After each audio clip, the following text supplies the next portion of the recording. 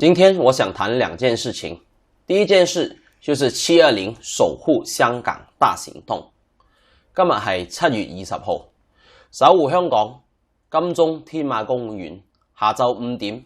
約定你哋，請着淺色衣服，白色或者藍色，等我嚟支持香港，反暴徒。小馬雖然人唔喺香港，但係心與你哋喺一齊。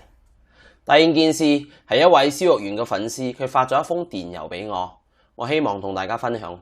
佢話佢本來覺得蕭若元嘅評論係新鮮有趣，漸漸地開始睇佢一啲關於中國經濟同政治嘅 video，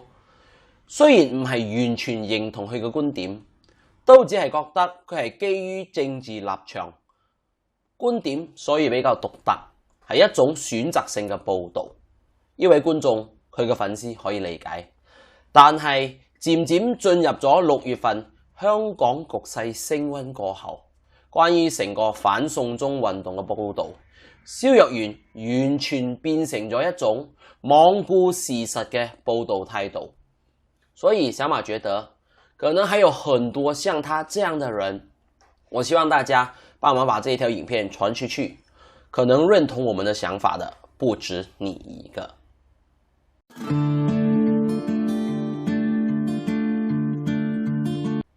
Hello， 大家好，今天是2019年7月20日，這裡是小馬識途，不是老馬糊塗。小馬呢，每天和你聊一則你感興趣的時事新聞。新朋友記得按訂閱和旁邊的小鈴鐺。今天我想和大家分享一篇蕭若元粉絲寫給他的信，讓我們來拆穿他的真面目。因為這位粉絲希望通過我和大家分享他的看法，然後小馬也要向這位朋友說聲抱歉啊，因為就是谷歌的郵件呢，直接把這個電郵呢放進了這個 spam 裡面，所以遲了3天，小馬開來看的時候已經是昨天了。不過呢，我覺得現在放出來也是剛剛好的，因為剛好呢，我現在的粉絲也要接近7萬5了，就是說我和蕭若元之約越來越近了。所以現在呢，我先禮後兵，同時呢也鞭策着我自己必須更努力，因為比我年長比我粉絲多的蕭若元都還在努力了，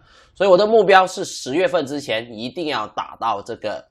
10萬訂閱，我們一起努力吧。好，看回來，小馬你好，我是一名華人，平時呢是不怎麼關心政治的，最近由於香港的局勢升溫，我就開始關注這一方面的報道和視頻。我也是從蕭若元的 YouTube 的這個欄目那裡開始留意到你的節目，對於你節目的一些觀點我非常有認同感，特別是這個視頻就是那個三峽大水壩變形和湖北陽羅居民抗議中國市政府真相的視頻，因為在那個視頻裡面我帶出了自媒體報道應該實事求是的責任態度，讓他非常的欽佩。而在現在為止的反送中運動，他大部分是追着這個 YouTube 的 Live 視頻實時觀看的，看多了這方面的視頻，讓他有了很多的感想和感觸，特別是對那些支持示威者的傳統媒體蘋果等的不盡不實的這個報道手法感到非常的反感。這些媒體擁有第四權，可是卻完全沒有以這個新聞從業者的客觀中立的專業操守去執行，哪怕是在 live 裡面沒有剪接，甚至選擇性報道依然層出不窮。而那些偏向示威者的新聞評論自媒體，像蕭若元等人，更是超越了這個不盡不實，到了這個扭曲事實、指鹿為馬的地步。他最開始是對這些非正式性節目感了興趣過後，才開始觀看蕭若元的評論視頻的。他覺得蕭若元評論的比較有新鮮又很有趣，再後來逐漸看他的一些對於中國政經的視頻，雖然不是完全認同他的觀點，但也覺得蕭的政治立場是比較獨特，最多也是選擇性的報道，所以他可以理解。可是自從在6月份香港的局勢升溫過後，他覺得蕭的反送中運動的報道完全變成了一種罔顾事实的真相的报道态度。他也举了几个例子，特别是在7月15日所发生的新田新城市广场冲突，肖连夜连续报道了3个视频，全部都是扭曲事实、指鹿为马的视频，让他越看越令人气愤。其中一个就是这个新城市广场示威冲突，22国拼击37国站好中国的一个视频。评论里面他说，看到视频中警察拿了根手指，然后就说示威者被警察弄断了手指。事实就是警察被暴徒咬断了手指。在过后的片中，他也提到很多的评论是他看了其他传媒，就是包括这个香港01的报道，或听了其他传言而进行的报道，如果有错也不是他的责任。这位粉丝认为，你做自媒体做到这样没节操也行啊，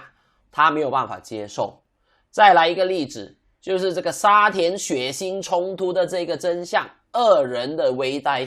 片头他跟进了前面的一个报道，说这个断的手指是警察的，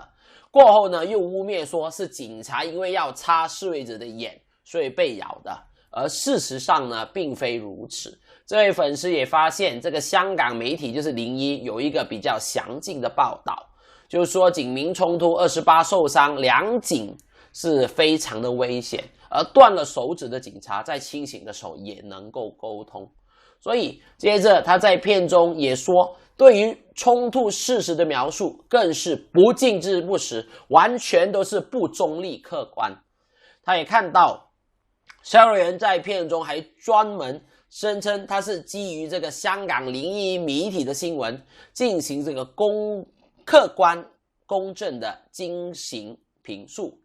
肖若元，你简直就是在睁眼说瞎话。还有一个视频，就是同样也是警民冲突流血事件更新，对所有人呼吁切勿让冲动升级的这个视频。片中肖若元又对警察的断指的评论非常的冷漠，让粉丝觉得非常的发指。他说竟然把警察重伤的危机说成是示威者重伤，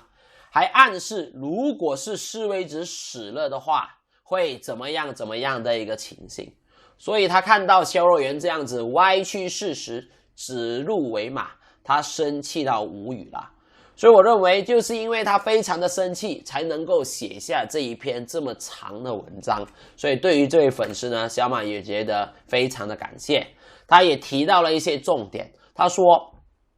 你肖若元竟然多次在片中里面提到自己作为自媒体不同其他传统的媒体，肖若元追求的是新闻的快而不是真。他就说这样子你为自己的报道不实或者说故意扭曲来辩解和推脱，大家能够认同吗？小马不能认同，这位粉丝也不能认同，在观众前面的你们能够苟同他的说法吗？当然评论的观点角度是一种很主观的东西，出现偏颇我们可以理解，可是对于事实的陈述是一个非常客观的东西，如果你说一些不尽不实的话是无法令人接受的。我们都知道人们常说能力越大责任越大，肖若元的频道有好几十万的这个订阅量，如果他对报道的真实性是不是应该更有责任，否则呢是于招摇撞骗无误啊。以上呢是我的一些个人感言，或者是抒发郁闷的一些方法，写得很长，抱歉打扰到你小马。如果将来有打算做这一方面的视频评论的话，希望可以作为你一点微不足道的事实参考。因为他认为做自媒体很辛苦，加油，祝愿你身体健康，而频道的订阅量早日超越肖若元。其实我感谢以上的这位朋友说出了真心话，我相信还有更多像他们一样的理性朋友，我们需要大家的努力，把这一些认同我们的人找出来，让我们一起拆穿肖若元的真面目。因为你要知道，路遥知马力，日久见人心。自媒体报道本就应该实事求是，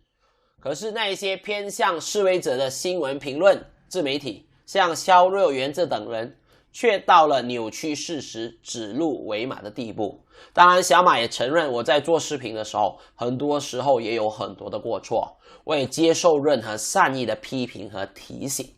所以希望大家多一点给我机会，我会慢慢改进，做得越来越好。